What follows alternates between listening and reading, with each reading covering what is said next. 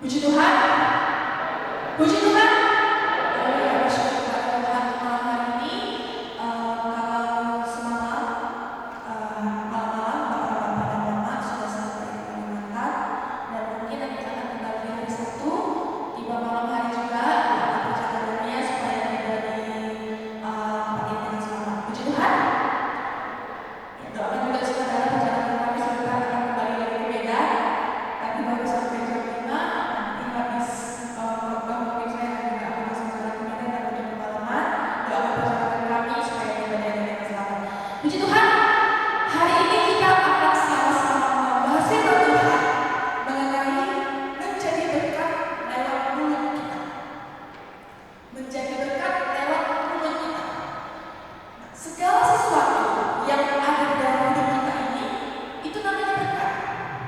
Kita bisa buka mata, itu namanya berkat. Kita bisa bernafas, itu berkat. Kita bisa berdiri, kita bisa berjalan, kita bisa melakukan aktivitas kita, itu adalah berkat dari Tuhan. Tuhan mengajarkan kita dalam firman-Nya untuk kita bisa membagikan berkat yang kita miliki kepada orang lain sebagai bukti kasih kita kepada sesama. Salah satu hal yang paling mudah kita gunakan untuk membagikan berkat yang kita miliki kepada orang lain lewat apa? Lewat mulut kita. Coba kita buka Alkitab kita dalam kitab 1 Petrus 3 ayat 8. 1 Petrus 3 ayat 8 sampai 12. Oke, nanti ayat 8 dibacakan oleh wanita, yang 9 kalau pria, seterusnya sampai ayat yang 12. 1, 2, 3.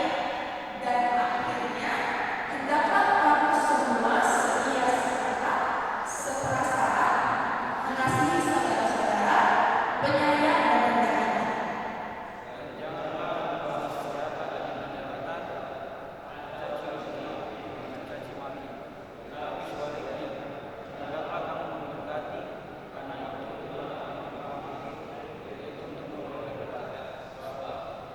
Siapa yang mau mencintai hidup dan mau melihat hari-hari baik, ia harus menjaga lidahnya terhadap yang jahat dan bibirnya terhadap ucapan-ucapan yang tipu.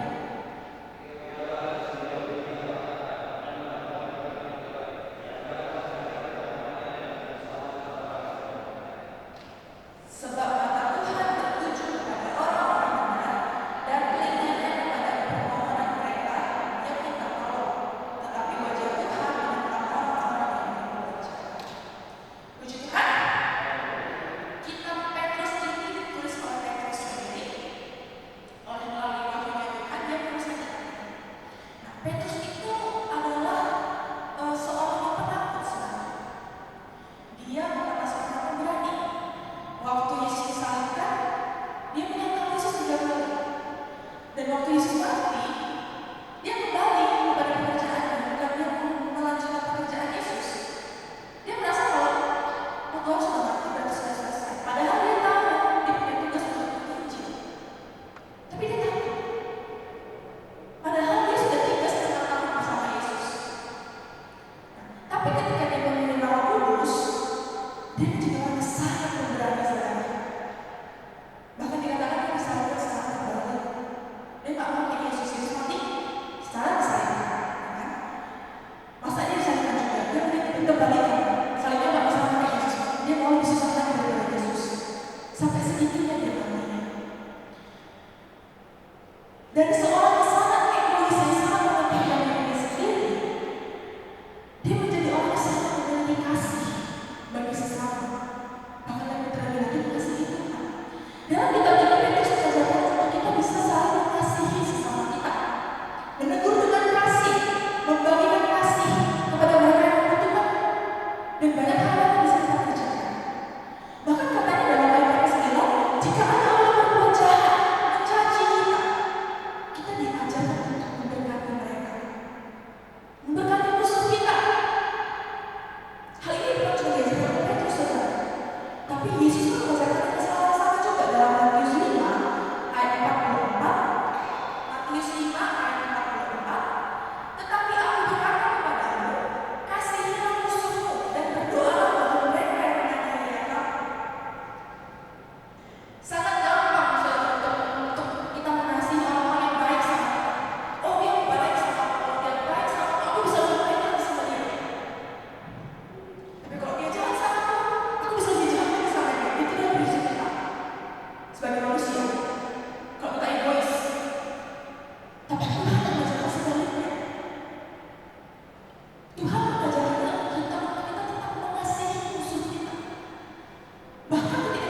berbuat jahat kepada kita, dia mencaci kita, dia mengkhianati kita.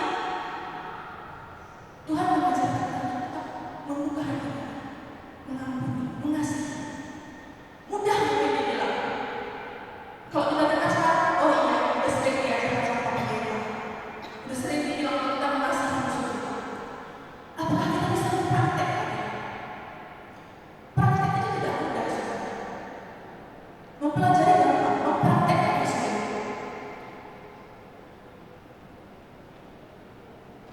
Tapi Tuhan menuntut kita, mengajarkan kita untuk kita bisa tetap mengasihi mereka. Mulut kita ini harus kita jaga untuk kita bisa benar-benar mengeluarkan kata-kata yang bisa memberkati orang lain dan diri kita sendiri. Karena ketika kita bisa memberkati orang lain, secara langsung diri kita pun terberkati sebenarnya.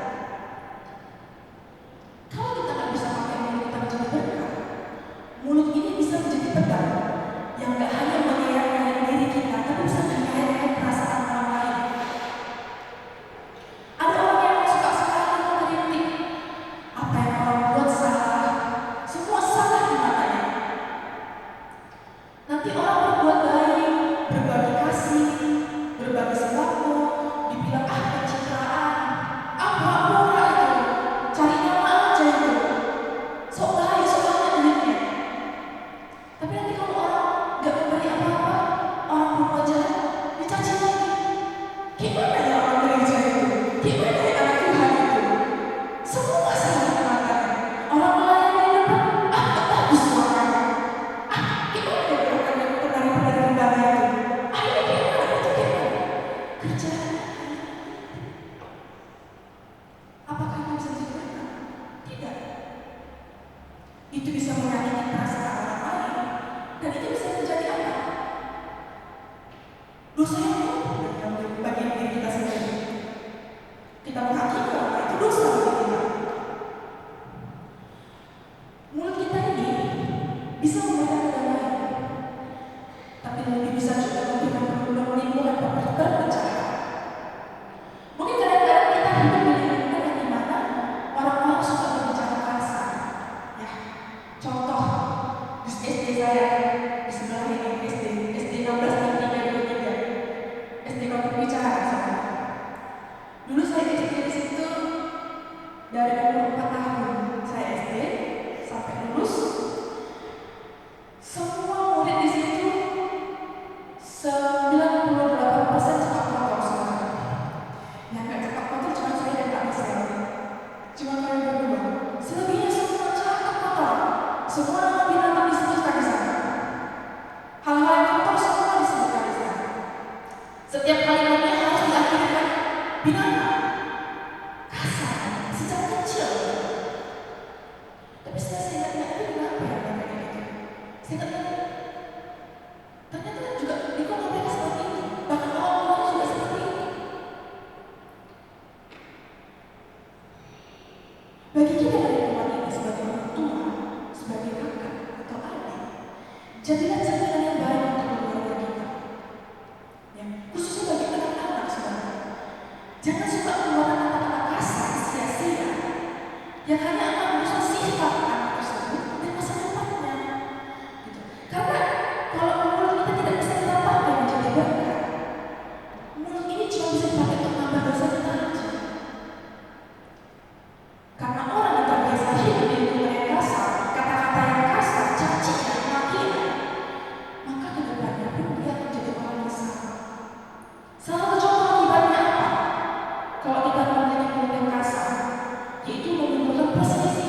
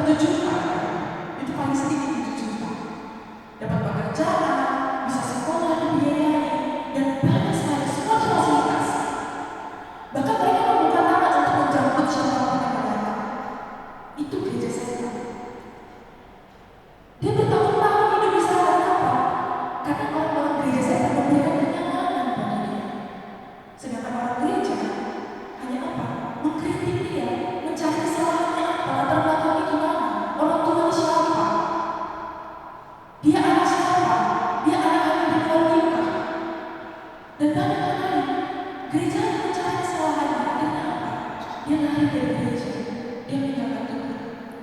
Walau pada akhirnya sekarang dia menjadi orang yang menginjil kemana-mana dan pengalaman hidupnya. Kadang-kadang gereja kita, bukan gereja tempat ini, tempat lain lah, lebih lagi. Saya percaya sih tidak ada yang gitu. Kadang-kadang gereja bisa menjadi dampak buruk bagi sesama. Kenapa? Oh, aku paling tahu firman Tuhan. Oh, aku sudah lama mempelajari firman Tuhan. Dia orang baru misalnya, dia nggak tahu apa-apa. Akhirnya apa? Orang nggak nyaman dan pergi dari gereja. Nggak sedikit orang yang nggak mau gereja karena nggak mau bisa aku di sana. Oh, nggak mau ada dia suka orang-orang yang aku di sana. Hendaklah kita menjadi orang-orang gereja yang menjadi gereja, saudara. Gereja bukan hanya sekedar bangunan fisik, tapi adalah hidup kita ini adalah gereja yang bisa memberikan dampak yang baik kepada orang lain, yang bisa menjadi berkat bagi orang lain. Amin. Amin. Dalam ayat ke-12 dikatakan, sebab mata Tuhan tertuju kepada orang-orang benar dan telinganya kepada permohonan mereka yang takut. Tetapi wajah Tuhan menentang orang-orang yang berbuat jahat. Saat kita mau memilih untuk menggunakan mulut kita menjadi berkat, maka mata Tuhan akan tertuju pada kita. Tuhan akan melihat kita, Tuhan tidak akan berpaling dari kita. Tuhan menentang orang-orang yang berbuat jahat. Tuhan enggak, oh ya udahlah. Tuhan enggak membiarkan orang yang berbuat jahat tetap ada dalam hidupnya. Tapi Tuhan akan berpaling dari mereka. Dari firman Tuhan pada hari ini ada dua hal yang saya pelajari. Yang pertama adalah berpikir dulu sebelum bicara, bukan sebaliknya. Jaga mulut, jaga hati, jaga pikiran kita sebelum berkata-kata. Itu adalah satu hal yang menunjukkan kita dewasa secara rohani. Ada orang yang sudah tua, sudah berpuluh-puluh tahun, tapi nggak dewasa secara rohani. Masih suka berbicara kasar. Oh, aku sudah tua, di masa muda aku sudah rajin beribadah. Di masa tua aku tinggal dengan kamu, menunggu Tuhan panggil aku. Padahal Tuhan mengatakan sampai akhir hidupmu tetaplah setia pada Tuhan.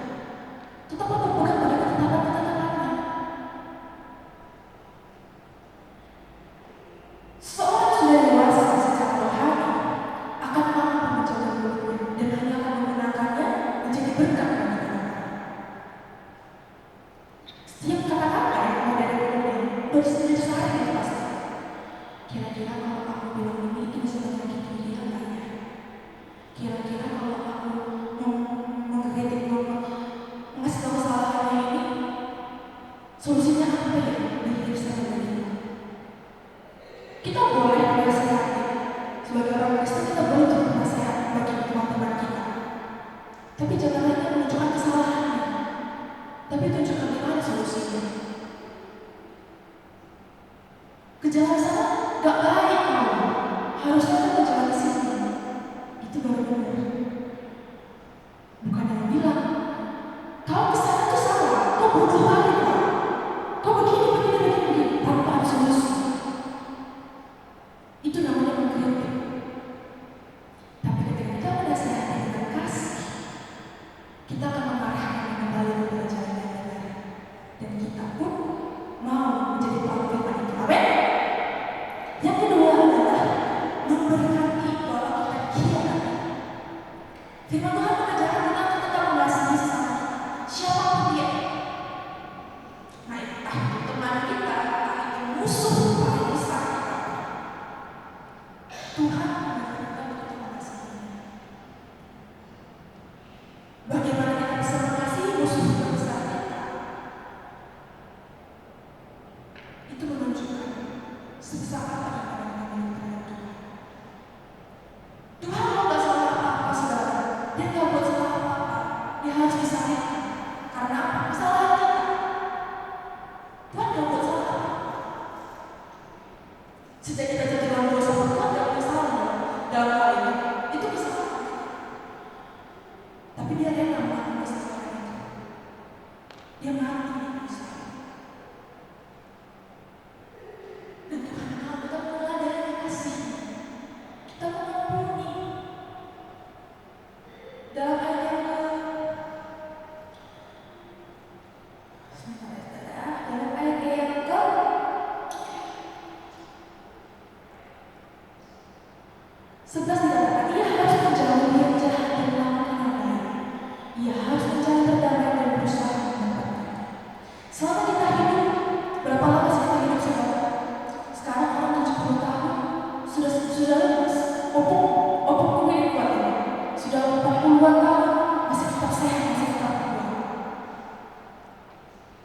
Tapi berapa lama sih kita bisa bertahan?